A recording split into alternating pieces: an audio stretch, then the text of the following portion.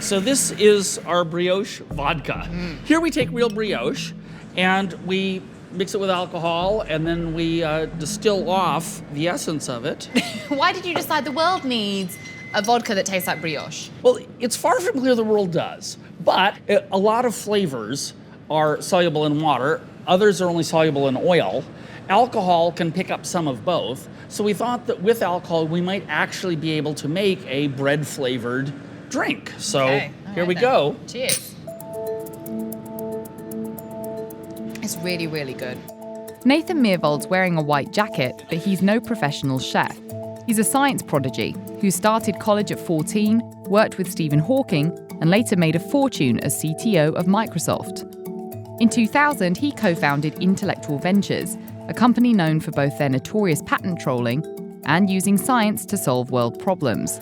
But he's picked up an expensive hobby, investing his millions into cooking and cookbooks. So what did you borrow from the lab that you brought into here? Many of these pieces of equipment are dedicated lab equipment that I decided to use for cooking. This is a centrifuge. This is one of the pieces of equipment that actually used to be in my house. Wait, it used to be in your house? Oh, yeah. Where was it, next to the washing machine? No. That was a totally different room than the washer. So do you feel like you're more of a scientist or more of a chef? Scientists have to be very observant and they have to keep track of their experiments and what works. Well, actually, chefs do a lot of that. The place where they're different is that in science, the quest to understand can take you very far away from your original goal. Whereas generally, if the chef is cooking dinner tonight, you'd like them to cook dinner tonight, not just say, oh, I got really obsessed about the molecular structure and so sorry there's no dinner. But you did a little bit of that to get the books. We are all about rabbit holes. It's a miracle we ever find our way back out. Myhrvold self-published a pricey 6-volume, 2,400-page cookbook, Modernist Cuisine, in 2011. It was a critical success, although he won't disclose how many copies of the book were actually sold. Now Myrhvold's put out another culinary tome, this time with French laundry chef Francisco Migoya, all about bread. What is the definition of modernist bread?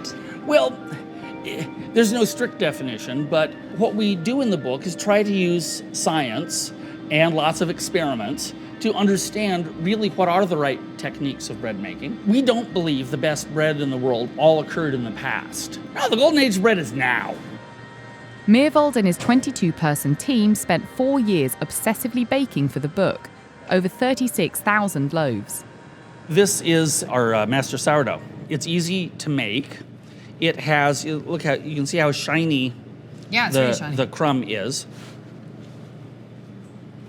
I think it tastes really good. What makes it scientifically the master as opposed to just your subjective opinion? My book, sourdough. My subjective opinion. And our team, more generally. The book is pretty comprehensive, even recreating bread the ancient Romans ate in Pompeii. But even the most impassioned foodies have raised their eyebrows about the book's enormous price tag. Who's the cookbook for? Because it's $625. You know, who's buying a cookbook that's expensive? Look, if you just want a recipe to tell you do this, there's plenty of recipe books that you can buy that I can't compete with. But if you care about the why, if you care about the history, if you care about those other things, maybe I have a proposition. Myrhvold said he's considering desserts or non-Western cuisines for his next pricey cookbook. You're a really smart guy. You have a lot of resources at your disposal. In a room or those rooms over there, you're trying to cure malaria. Over here, you're trying to work out the best chocolate cherry dough. Do you see there as being equal weight in doing both? Well, they each have different kinds of impact. I don't want to say, well, one is way more important than the other one. I mean, of course, more people's lives will be affected more positively if we can do something against malaria than anything we would do with bread. On the other hand, it's not a foregone conclusion we're going to cure malaria. We're certainly going to try to do our part, but I also kind of like baking bread.